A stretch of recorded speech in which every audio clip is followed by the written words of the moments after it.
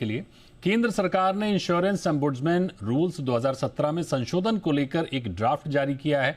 क्या है इसमें खास, बता रही हैं हमारी सहयोगी एकता सूरी।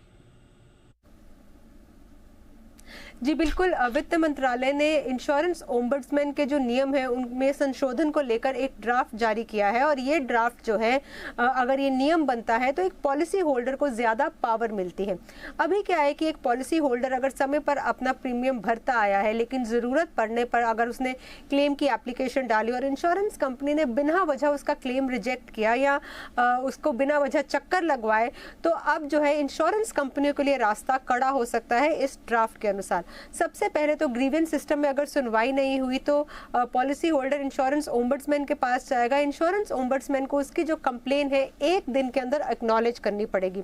इंश्योरेंस ओम्बड्समैन जो है पॉलिसी होल्डर के हक में फैसला सुना सकता है, उसे 20 लाख तक का मुआवजा दे सकता है। अगर वो मेंटली हैरास हुआ है तो 1 लाख का अतिरिक्त मुआवजा उसे मिल सकता है। और ओम्बड्समैन का जो फैसला जो है वो इंश्योरेंस कंपनी को मानना ही पड़ेगा। अगर मुआवजा समय पर नहीं दे रही इंश्योरेंस कंपनी तो उस पर पेनल्टी लगेगी और मुआवजे के ऊपर उसे ब्याज भी देना पड़ेगा एक पॉलिसी होल्डर को। मान लीजिए अगर पॉलिसी होल्डर को ओम्बड्समैन का फैसला अपने हक में नहीं लगता तो वो 30 दिन के अंदर अपील कर सकता है। और ये जो अपील जो है एक एपेलेट अथॉरिटी के पास जाएगी। ये जो सारा सिस्टम होगा इंश्योरेंस ओम्बड्समैन का और एपेलेट अथॉरिटी का, ये ऑनलाइन होगा। यानी कि दूर दराज अगर किसी गाँव कस्बे में भी पॉलिसी होल्डर बैठा है तो उसको भी सुनवाई जो है उसकी हो सकती है, वर्चुअल हियरिंग हो सकती है। वो अपनी कंप्लेन जो है एक टोकन नंबर जो उसे दिया जाएगा उसे ऑनलाइन जो है वो ट्रैक कर सकता है।